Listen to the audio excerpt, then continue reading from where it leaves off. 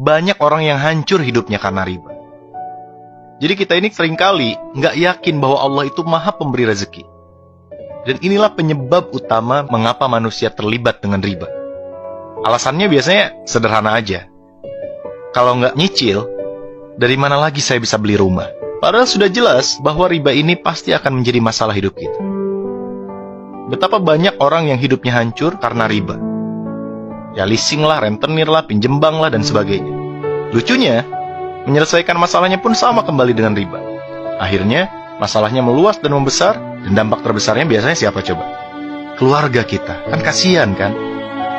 Keluarga itulah yang akan pertama kali menjadi susah karena dampak riba yang kita lakukan. Nauzubillah min dzalik. Allah itu menguji kita dengan kesulitan, misalnya kesulitan ekonomi, karena Allah ingin melihat respon kita terhadap ujian tersebut. Allah ingin melihat apakah kita akan mengikuti petunjuk yang Allah ridhoi, atau mengambil jalan pintas sesuatu yang Allah benci.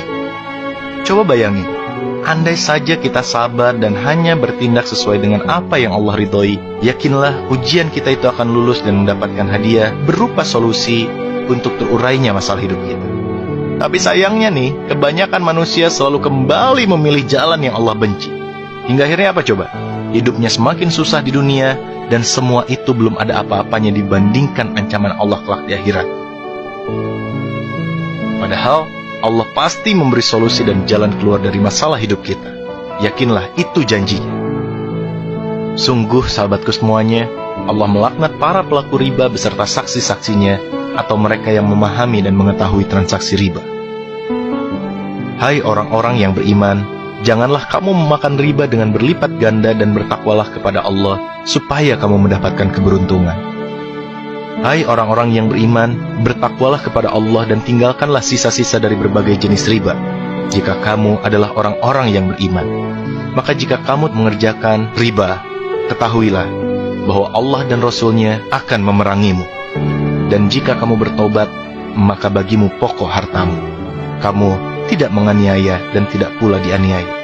Tuh coba bayangin teman-teman, Allah dan Rasul-Nya akan memerangimu. Ini bayangin nih, kelak besok lusa di akhirat kita melihat Nabi Muhammad SAW, kita ingin memeluk Rasulullah, kita ingin mencium tangannya, kita mencintai dan merindukannya, tapi tiba-tiba Rasulullah mengangkat pedangnya dan berkata, engkaukah yang selama ini menantang berperang dengan Allah dan denganku? Nauzubillah min dzalik.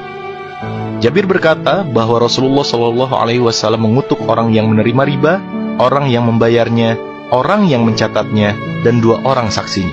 Kemudian beliau bersabda, mereka itu semuanya sama.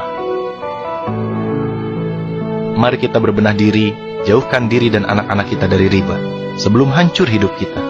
Bayangkan kita beli rumah, beli mobil, ada uang riba di dalamnya. Kita sholat, kita beribadah, kita bekerja, menggunakan fasilitas itu, sedangkan Allah tidak ridho akan fasilitas itu.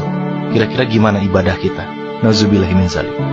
So, yakinlah bahwa Allah adalah sebaik-baik penolong. Rezeki akan Allah datangkan dari tempat yang tidak pernah kita duga. Maka kuatkan keimanan, luruskan niat, dan hiduplah hanya sesuai dengan apa yang Allah ridhoi. Wallahu a'lam bishawab.